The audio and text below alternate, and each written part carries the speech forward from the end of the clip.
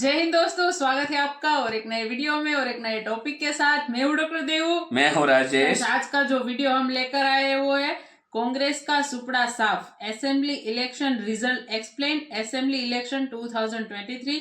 RJ Raunak की channel की ओर से वीडियो है। तो कांग्रेस का सुपड़ा साफ होने का तो वो तो कई सालों से हो रहा है सुपड़ा साफ। और हालांकि पहले भी कांग्रेस थी, कांग्रेस ने भी ऐसा नहीं है कि काम ही नहीं किए, कांग्रेस ने भी बड़े बड़े काम किए हैं, लेकिन फिलहाल जो मोदी जी काम कर रहे हैं वो काम नहीं किए थे। तो फिलहाल तो भाई बीजेपी का डंका बज रहा है और करीबन 5 स्टेट में इलेक्शन थी और 5 स्टेट में से 3 स्टेट जो थे बड़े बड़े स्टेट, उसमें आई है बीजेपी। उसके अलावा एक स्टेट में आया है कांग्रेस और एक स्टेट में जो आई है मिजोरम में, कौन सी है, एमपीएम ऐसा कुछ, हाँ ऐसा कुछ पार्टी का नाम है, मिजोरम का नहीं पता, लेकिन वहां की जो पार्टी है वो आई है।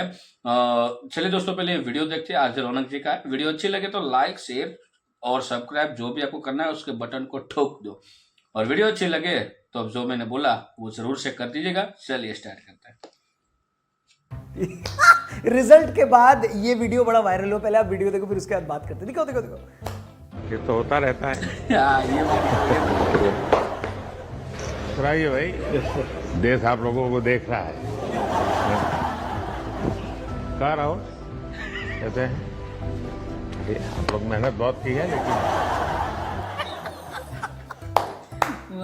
गजब क्रिएटिविटी बाबा, जिसने भी बनाया सैल्यूट है बॉस। लेकिन दोस्तों, जैसे चिड़िया दाना चुगती है, पंछी गीत गाते हैं, सूरज पूरब से उगता है, उसी तरह कांग्रेस पार्टी चुनाव हारती है।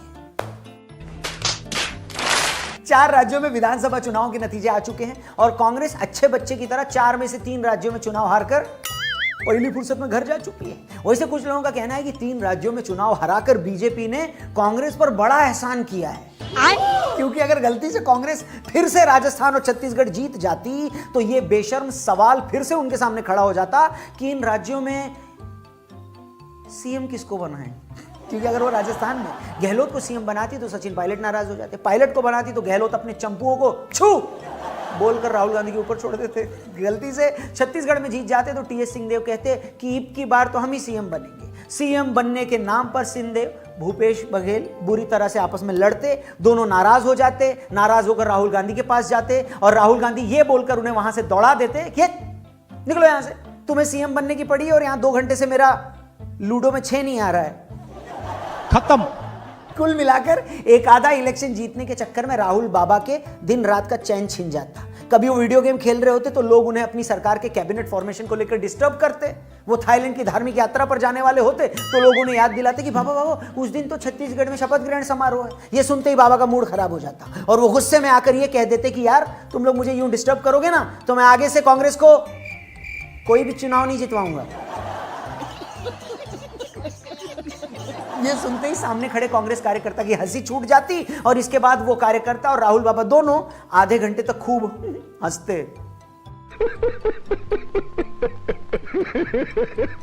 इस तरह अपने ही कार्यकर्ता के साथ अपनी ही बेवकूफी पर हंसकर राहुल बाबा शर्मिंदा हो जाते, लेकिन ऊपर वाला राहुल बाबा को यूं एम्बैरेस नहीं करना चाहता था। इसीलिए उसने छत्तीसगढ़ से लेकर मध्य प्रदेश और राजस्थान तक पार्टी का सुपड़ा साफ करके राहुल बाबा को इस शर्मिंदगी से बचा लिया है। इसलिए अब वो बड़े आराम से वीकेंड पर एनिमल और सैम बहादुर देख सकते हैं। इसी तरह अगर पार्टी मध्य प्रदेश में हार गई तो कमलनाथ साहब के लिए भी इससे अच्छी बात और क्या हो सकती है। सुना है पूरे इलेक्शन में कमलनाथ जी 10 बजे रैली करने घर से निकलते थे और 1 बजे वापस आ जाते थे। एक सेकंड, 1 बजे का मतलब ये नहीं रात के 1 बजे, दोपहर के 1 बजे। मतलब इतने अधूरे मन से सरकारी बाबू अपनी नौकरी भी नहीं करता जितने अधूरे मन से कमलनाथ जी एमपी के सीएम पद का इलेक्शन लड़ रहे थे। मगर अब पार्टी अगर हार गई है तो वो बड़े आराम से दिन भर घर पर बैठकर मक्खियां और झक दोनों मार सकते हैं। ऊपर वाले की मेहर ऐसी है कि पिछली बार की तरह वो सरकार बनाने के आसपास भी नहीं आए हैं। सोच कर देखिए जरा, अगर फिर से कांग्रेस की 110-11 सीटें आ जाती तो उन्हें फिर से 2-4 निर्दलियों को फोन लगाकर उनका समर्थन मांगना पड़ता है कि नहीं। अब कमलनाथ जी जैसे इतने बड़े बिजनेसमैन और पार्ट टाइम नेता को क्या यह शोभा देता है कि वो ऐरे गहरे विधायकों को फोन लगाकर उनसे समर्थन मांगे? बिल्कुल नहीं देता। जैसे तैसे अगर समर्थन मिल भी जाता तो क्या अच्छा लगता कि हर रोज उन पर नजर रखो कि कहीं वो पार्टी छोड़कर निकल न जाए। ऊपर वाला ना अच्छे लोगों को किसी गलत काम में उलझाता ही नहीं है। देखो, इसीलिए उसने राजस्थान, मध्य प्रदेश और छत्तीसगढ़ में कांग्रेस को इतने विधायक भी नहीं दिए कि वो सरकार बनाने के आसपास भी आ पाए। उसने कहीं भी, थैंक यू भगवान, भगवान ने कहीं भी ऐसी सिचुएशन क्रिएट नहीं करी कि कांग्रेस को अपने विधायकों को किसी रिजॉर्ट में छिपाना पड़े। Very good, thank you. अरे देवा, अब क्या कांग्रेस जैसी अच्छे घरों की पार्टी को यह शोभा देता कि वो चोर उचक्कों की तरह अपने विधायकों को दुनिया से छिपाती फिरे? नहीं ना। इसलिए जो होता है अच्छे के लिए होता है। अब कांग्रेस 4 में से 3 राज्य बुरी तरह हार गई है तो उसके पास फुल टाइम है लोकसभा चुनाव पर फोकस करने के लिए, ठीक है। अगर कांग्रेस चुनाव जीत जाती ना तो इंडिया अलायंस में भी टेंशन बढ़ जाती। कांग्रेस बाकी पार्टियों को ज्यादा सीटें न देती, इससे वो पार्टियां नाराज हो जाती और अलायंस खतरे में आ जाता। कांग्रेस के इन इलेक्शन में हारने के बाद इंडिया अलायंस क्रिकेट की लैंग्वेज में एसोसिएट कंट्रीज का एक क्लब बन गया है। कैसे समझाता हूं। अगर जेडीयू की औकात इस अलायंस में जिम्बाब्वे की है, अखिलेश की हैसियत इसमें आयरलैंड की है, लालू की पार्टी श्रीलंका जैसी है, तो कांग्रेस भी इन चुनाव के बाद युगांडा जैसी हो गई है। अब जब ये सारी टीमें एक साथ मैच खेलने बैठेंगी तो कोई किसी को आंख नहीं दिखा पाएगा। कांग्रेस वाले अब जैसे ही कुछ बोलने लगेंगे तो बाकी पार्टियां एमपी राजस्थान में हुई उनकी पिटाई का वीडियो दिखाकर उनसे बोलेंगी, अम्मा यार तुम तो चुप ही बैठो। बेटा तुमसे ना हो पाएगा। वैसे भी ये कहा जाता है कि दोस्ती और दुश्मनी बराबर वालों के बीच होती है। तो ये विधानसभा चुनाव हारकर अब कांग्रेस की औकात भी एक रीजनल पार्टी से ज्यादा तो रह नहीं गई है, इसलिए वो भी अब इंडिया अलायंस में ज्यादा फुदक नहीं पाएगी। इसलिए बाकी पार्टनर्स के लिए अच्छी खबर है, नहीं आगे बढ़ते। तो दोस्तों ये थी कल आए रिजल्ट पर थोड़ी मौज, थोड़ी मस्ती, थोड़ा रोस्ट। अब थोड़ा सीरियस हो जाते हैं। वीडियो ध्यान से देखिएगा, पसंद आए तो दोस्तों यारों रिश्तेदारों से इसे जरूर शेयर करिएगा। बड़ी मेहनत से हम वीडियो बनाते हैं तो आपका एक शेयर भी हमारे लिए बहुत ज्यादा मायने रखता है, तो प्लीज जरूर शेयर करिएगा। और सीरियस बात जो मैं कह रहा था वो ये है कि इन चुनावों के नतीजों के साथ एक नहीं कई चीजें फिर से प्रूव हो गई हैं। पहली बात यह कि पिछले 10 साल में 110वीं बार यह प्रूव हो गया है कि नरेंद्र मोदी आजाद हिंदुस्तान के सबसे बड़े नेता हैं। एक ऐसा नेता जो खुद कितने चुनाव जीत चुका है इसकी तो गिनती नहीं है। वो खुद कितनी बार मुख्यमंत्री बने इसको भी भूल जाओ। वो कितनी बार अभी और पीएम बनेंगे इसकी भी काउंटिंग नहीं है। आप तो ये देखो कि सिर्फ मोदी के चेहरे और नाम पर बीजेपी पिछले 10 सालों में कितने इलेक्शन जीत चुकी है। इन्हीं चुनावों को ले लो। 4-5 महीने पहले तक लग रहा था कि बीजेपी शायद इस बार मध्य प्रदेश में अपना किला न बचा पाए, चुनाव जीतना बड़ा मुश्किल हो जाएगा ऐसा लग रहा था। राजस्थान में भी बीजेपी वसुंधरा के चेहरे पर चुनाव लड़ने को तैयार नहीं थी। आखिरकार इन तीनों हिंदी राज्यों में मोदी के चेहरे पर चुनाव लड़ा गया।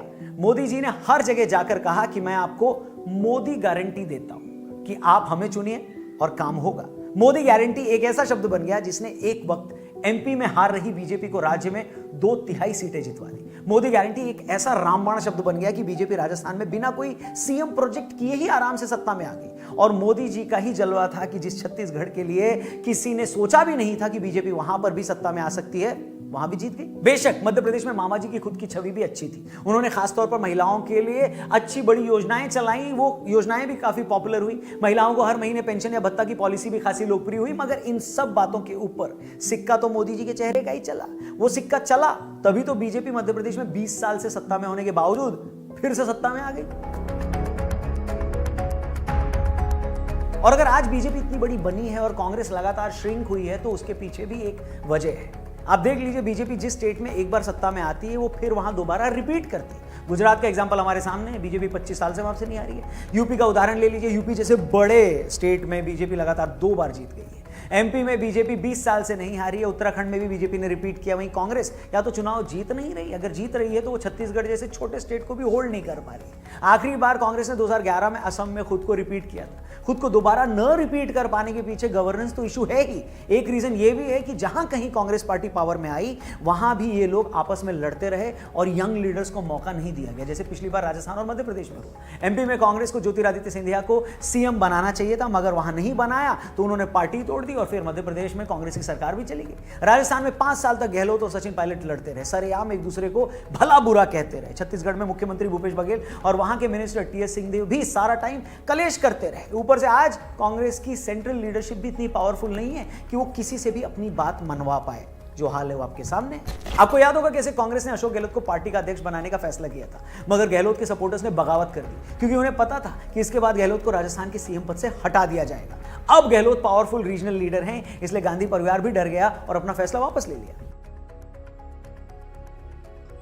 तीसरी बात जो कांग्रेस को इन चुनावों में ले डूबी वो थी उनका एरोगेंस, उनका घमंड। ये घमंड कांग्रेस की पुरानी बीमारी। अब इन लोगों ने इंडिया अलायंस बना तो लिया, मगर कांग्रेस ने इन स्टेट इलेक्शन में इंडिया अलायंस की किसी पार्टी को साथ में नहीं लिया, उनका साथ नहीं दिया, क्योंकि कांग्रेस को एक घमंड हो गया था कि अभी तो हमने कर्नाटक और हिमाचल का इलेक्शन जीता है, हमें एमपी और राजस्थान जैसे स्टेट में इन पार्टियों की क्या जरूरत। याद होगा आपको कमलनाथ जी की एक वीडियो वायरल हुई जहां पर उन्होंने अखिलेश के बारे में कहा था कि ये अखिलेश है, वीडियो तो दिखा दो। अखिलेश यादव ने आरोप लगाया कि उनने भी बोला। अरे भाई छोड़ो अखिलेश हाँ, चल।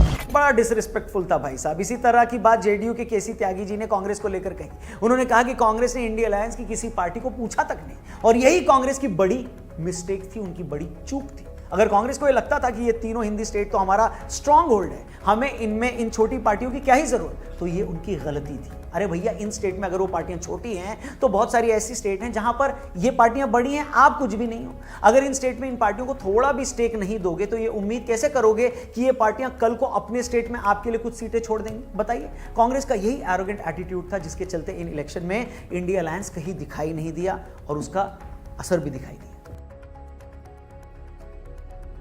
और सबसे बड़ी और आखिरी बात, लोकसभा इलेक्शन में 6 महीने का टाइम भी नहीं रह गया, मगर अभी तक पब्लिक को यह नहीं पता चला है कि कांग्रेस या इंडिया अलायंस की आइडियोलॉजी क्या है। इंडिया अलायंस के बहुत सारे लोगों ने इल्जाम लगाया कि कमलनाथ और कांग्रेस के कुछ लीडर्स मध्य प्रदेश में सॉफ्ट हिंदुत्व की पॉलिटिक्स कर रहे थे। वहीं इसी इंडिया अलायंस की साउथ की कुछ पार्टियां और उनके लीडर्स लगातार सनातन धर्म को गाली दे रहे थे। अब भैया, आज की पॉलिटिक्स कोई 30 साल पुरानी पॉलिटिक्स तो है नहीं। आज तो गांव-गांव में लोगों के पास मोबाइल फोन है, सबको पता चल जाता है कि कौन सी पार्टी किसके साथ जुड़ी है, कौन सा नेता क्या बयान दे रहा है। अब एक तरफ बीजेपी है जिसे 100% क्लैरिटी है कि हमें हिंदुत्व की पॉलिटिक्स करनी है, राजनीति करनी है। हिंदुत्व की राजनीति करने का मतलब ये नहीं है कि किसी दूसरे धर्म को गाली देना या उसे नीचा दिखाना है। इसका सीधा मतलब है कि सनातन धर्म का सम्मान करना है, फिर चाहे वो उज्जैन से लेकर काशी तक धार्मिक कॉरिडोर बनाने की बात हो, अपने त्योहारों को धूमधाम से मनाना हो, अयोध्या में राम मंदिर का निर्माण हो, काशी मथुरा के मंदिरों को वापस पाने की लड़ाई हो। बीजेपी को अच्छे से पता है कि उसकी राजनीति क्या है, और यही बात उसके समर्थकों मतलब वोटर्स और सपोर्टर्स दोनों को भी पता है।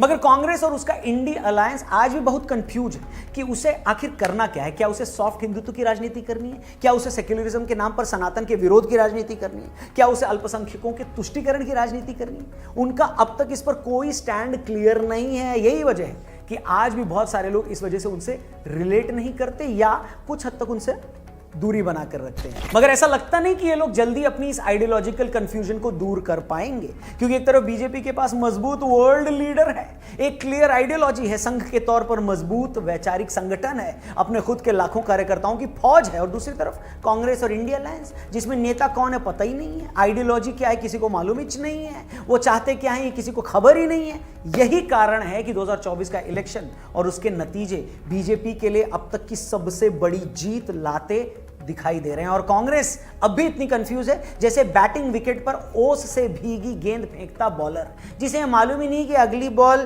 फेंकनी कहां पर है, बस ओवर खत्म होने का इंतजार कर रहा है वो बॉलर। मगर कांग्रेस की बदनसीबी ये है कि राजनीति में कोई ओवर आखिरी ओवर नहीं होता, और कोई चुनाव सीरीज का आखिरी मैच भी नहीं होता। इसलिए एक ही इलाज है, या तो खुलकर खेलो या फिर रिटायर हो जाओ। अब ये दोनों ही काम कांग्रेस के पुराने नेता नहीं कर रहे हैं। दोस्तों, ये था असेंबली इलेक्शन के नतीजों पर हमारा पोस्टमार्टम। बाकी आपको क्या लगता है इन नतीजों के बारे में, 2024 के इलेक्शन के बारे में, मोदी जी के बारे में अगर एक शब्द में कुछ कहना चाहें, या राहुल गांधी के बारे में एक शब्द में कुछ कहना चाहें? कमेंट सेक्शन खुला हुआ है, प्लीज मोस्ट वेलकम। वीडियो पसंद आई तो प्लीज इसे अपने दोस्तों यारों रिश्तेदारों से जरूर शेयर करिएगा। फेसबुक पे देख रहे हैं तो हमारे पेज को लाइक करिएगा, इंस्टाग्राम और टेलीग्राम पे भी मिलेगा, और यूट्यूब पे देख रहे हैं तो हमारे चैनल को सब्सक्राइब करके जाइएगा। Thank you for watching. Thank you दोस्तों वीडियो को यहाँ तक देखने के लिए। और बात रही हमारी राय जानने की, तो देखो हमारी राय जो यही है कि 2024 जो इलेक्शन होगा उसमें 100% बीजेपी है। हाँ। उसमें कोई दो राय नहीं है। बात रही राहुल गांधी जी की, देखो राहुल गांधी जी के पास अब तक जहां तक मैं मानता हूं ऐसा कोई लीडर का एक्सपीरियंस मेरे को नहीं दिख रहा है। एक लीडर में जो होनी चाहिए खूबी, वो खूबी हाँ। दिख नहीं रही है। हालांकि राहुल गांधी जी पर्सनली तो हम भी नहीं जानते पर्सनली वो कैसे है कैसे नहीं, कभी वो तो दिखने को नहीं मिला है। हाँ, ये जरूर दिखते हैं, गालियां देने में नंबर 1 है बीजेपी को। बीजेपी की मैं बात कर रहा हूँ। गालियां मतलब ऐसी ओरिजिनल आप बात मत कर लेना कि भाई अनाप शनाप, जैसे कि ये वर्ल्ड कप हुआ था, फाइनल में भारत हारा था तो मोदी जी वहां पे गए थे, तो राहुल गांधी जी, मोदी जी को आप कुछ भी कहो कोई दिक्कत नहीं, लेकिन ऐसे वक्त में जब देश का सब लोगों का दिल टूटा हुआ है, उस समय थोड़ी देर शांति रख ली होती तो अच्छा हो जाता। आपने वो बोलते ना आग में घी डालना, वैसा काम किया था, मतलब पनौती बोलना। देखो ये शब्द जो है, इस शब्द से ही इंसान की जो हैसियत होती है, इंसान के जो लीडरशिप की क्वालिटी होती है, मतलब जो उसकी विचारधारा होती है वो मतलब हमें पता चल जाती है। तो मोदी जी जो है, जब गुजरात में यहाँ पे जब हमारे स्टेट में जब वो सीएम थे, तभी भी उन्होंने कांग्रेस के लिए कभी ऐसे बैड वर्ड नहीं करे। नहीं, अभी तक नहीं, अभी तक हमने मैंने ऐसा नहीं मतलब सुना। वो बैड वर्ड्स नहीं यूज करते। हाँ, वो कटाक्ष करते हैं लेकिन बैड वर्ड यूज नहीं करते। और कांग्रेस के पास से दूसरी बात यह है कि हमें कुछ क्लियरिटी नहीं दिख रही है। वोट ऐसा नहीं है कि सिर्फ बीजेपी को ही दिया जाए, ऐसा किसी के मन में नहीं है, लेकिन एक क्लियरिटी जो होनी चाहिए ना कि ये बंदा ये कर सकता है, वैसी क्लियरिटी नहीं दिख रही है अभी तक। क्योंकि इन्होंने क्या किया है कि पहले तो एक इंडिया नाम का कुछ ग्रुप बनाया, अलायंस, उसमें क्या सबको मतलब जोड़ दिया, छोड़ तो दिया, सब विरोधी पार्टी को। वो भी फेल हुआ। हाँ। फिर राहुल गांधी जी ने भारत जोड़ो यात्रा निकाली थी, तो पूरा भारत तो जुड़ा हुआ है, तो भारत को क्यों जोड़ना भाई? कहाँ से टूटा हुआ है? कहीं से तो टूटा हुआ नहीं था। मतलब ये भी मेरे को वो भी फेल हुआ। तो ये जो सारे काम है, कहीं ना कहीं कांग्रेस को सफलता मिली ही नहीं है। यदि मिली होती, जैसे भारत जोड़ो यात्रा सक्सेसफुली हो जाती, तो कहीं ना कहीं समझ में आता कि राहुल गांधी जी को और थोड़ा टाइम दिया जाए ताकि वो और मतलब एक्सपीरियंस हो जाए और उसको फिर हम उसको चुन के लाए। दूसरा कि इसके पास विजन जो होना चाहिए देश के लिए, वो कोई भी कांग्रेस के जो भी एमपी हो या कोई नेता हो, कोई भी हो, उसमें दिख नहीं रहा। हाँ। जबकि मोदी जी हमें आईना दिखाते हैं, मोदी जी हमें जो आईना दिखाते हैं और वो गारंटी देते हैं और वो हाँ। करके दिखाते हैं। और अभी वही चला है मोदी ने। बिल्कुल। कांग्रेस ने बहुत सारे वायदे किए थे, लैपटॉप देना, फ्री एजुकेशन करना, जहां जहां स्टेट में आई थी वहां तो कुछ किया नहीं। तो यही तो है। तो राजस्थान में अब तो मेरे को लग रहा है वहां के सीएम के लिए भी, वहां पे भी एक योगी जी का नाम आ रहा है। और वो योगी जी को यदि आप जानते हो तो यदि अभी करंटली उसकी वीडियो बहुत वायरल हो रही है, पुरानी वीडियो है। कई मार्केट में जा रहे थे तो वहां से किसी ने कंप्लेन की कि आप बाजार में जो है नॉन वेज नहीं बेच सकते हो। तो उन्होंने तुरंत वहां के जो भी होंगे उसको कॉल लगाया और तुरंत बोला कि मेरे को 2 घंटे में यहाँ पे ये रूल्स है, बाजार में कोई नॉन वेज नहीं बेचेगा। फिर उसने मतलब बोला भी कि क्या मैं उसकी रिपोर्ट लेने आऊँ या आप शाम को मेरे वहाँ रिपोर्ट सबमिट करने आओगे। तो ये वीडियो अभी करंटली वायरल हो रही और अभी भी न्यूज में उसका नाम ज्यादातर दिख रहा है। वसुंधरा राजन के अलावा, हाँ, वसुंधरा राजे वो पहले हाँ, मतलब पूर्व सीएम थे, पूर्व सीएम थे। अब बिल्कुल अब उसको कुछ और होदा दिया जाएगा वहां पे, या तो स्टेट उसी स्टेट में या कि कहीं और स्टेट में, क्योंकि मोदी जी का रूल्स है जो वहां के जो सीएम होते हैं उसको लगता है तो करते हैं दोबारा सीएम, अदरवाइज उसको कोई और जिम्मेदारी दी जाती है ताकि जो दूसरे स्टेट में जरूरत है वो पूरी हो सके। तो ऐसा भी मोदी जी करते हैं। तो मेरे को लग रहा है कि वहां पे जो सीएम बनेंगे वो भी एक योगी होंगे। यदि वो आ जाए तो राजस्थान के मतलब अच्छे दिन स्टार्ट हो ही जाएंगे। और वसुंधरा राजन जी, उन्होंने भी बड़ा काम किया था। उनकी सरकार जब वहां पे उसके दौर पे, तो राजस्थान में हर बार यही होता है, एक बार कांग्रेस आती है, एक बार भाजपा आती है। तो ये तो राजस्थान में है, जैसे पंजाब में है वैसे राजस्थान में भी है। लेकिन इस बार फिर से भाजपा आई है, देखते आगे और क्या होता है। 2024 का इलेक्शन को अब ज्यादा टाइम नहीं रहा है, मार्च महीने की बात हो रही है, मार्च या अप्रैल में इलेक्शन होगा। तो मतलब करीबन 3 या 4 महीना रहा है। तो देखते हैं कांग्रेस और कितना कर सकती है। कांग्रेस का तो अब मेरे को अगले 20 साल तक उसका भविष्य नहीं दिख रहा है भारत में दोबारा राज में आने के लिए, मेरे को तो नहीं दिख रहा है। क्यों? उसका रीजन यही है कि उसके पास ऐसे कोई लीडर नहीं दिख रहे। यदि लीडर होते तो मैं गारंटी के साथ कहता कांग्रेस आ सकती। क्यों? क्योंकि जो भी है ना, एक दूसरे के साथ मतलब झगड़ा करना कुर्सी के लिए, टांग खींचना, ये सब कुछ चलता है। और राहुल जी की कोई सुनता नहीं, मानते हैं राहुल जी लेकिन सुनने वाला कोई है नहीं। ये इंडिया अलायंस ग्रुप बना है मतलब, तो अभी वो आएगा तो किस, अरे वो तो खत्म हो गया ना, इंडिया अलायंस जो भी ग्रुप बना था वो पूरा खत्म हो गया। किसी पार्टी, जो भी पार्टी थी, एक दूसरे के साथ मन मुटाव हो चुका है। अब कोई कहीं पे भी गठबंधन वाली सरकार नहीं आएगी। तो नहीं होगा ना, एक नाव में कितने आदमी सवार हो सकते हैं? ये तो यही तो है ना, एक नाव में सवार होंगे तो नाव डूबेगी। वो दुनिया जानती है, सबको पता है। और खास करके इस बार पक्का। और अब मोदी जी को तो भाई एक्सपीरियंस तो देख लो, 15 साल गुजरात में, 15 साल सेंट्रल लेवल पे, अब 15 साल होगा ना 2024 के बाद दोबारा आ रहे, ठीक है। तो 30 साल का एक्सपीरियंस, और उसके पास वर्ल्ड लीडर का भी पावर है। तो ऐसे बंदा है जो देश का कुछ कर बस सकता है। उसको वही सोचना है, देश का भला कैसे करे, और उसको मतलब हमारे पीएम को और कुछ नहीं सोचना है, बस और एक ही यदि सोचना है। कांग्रेस आ गई ना तो फिर हमारा बेड़ा गर्क इस है वो उसका रीजन यही है कि कोई स्ट्रॉन्ग लीडरशिप, एक बंदे के पास पावर होना चाहिए पूरी पार्टी का। हाँ। जैसे बीजेपी में मोदी जी के पास सारा का सारा पावर है, ठीक है, पत्ता नहीं हिलता, वो बोल दे तो बोल दे, उसको जो भी उसने बोल दिया कि भाई यहाँ पे यही पी सीएम बनेगा तो वो वही बनेगा। वहां पे फिर मतलब मन मुटाव नहीं होता है, भाई मेरे को क्यों नहीं बनाया, इसको क्यों बनाया वगैरह। सबको पता है मोदी जी बोलते हैं, उसने जो करना चाहते हैं वो कुछ अच्छा ही होगा, और सब लोग एक्सेप्ट करते हैं। कांग्रेस में ऐसा नहीं होता है और हमने देखा है। हाँ, वहाँ पर तो हाँ। मतलब परिवारवाद चलता है। परिवारवाद नहीं, अब तो गठबंधन में ऐसा सोचते हैं कि चलो भाई 2.5 साल आपका सीएम रहेगा, 2.5 साल हमारा रहेगा, ऐसे भी ये लोग बातें करते हैं। तो जो भी हो, बीजेपी फाइनल है 2024 में भी। तो इस वीडियो आपको कैसी लगी कमेंट में लिखकर जरूर बताइएगा। फिलहाल हम आपसे विदाई लेते हैं, मिलते हैं और एक नए वीडियो में आपके साथ। टिल देन जय हिंद, जय हिंद, जय भारत।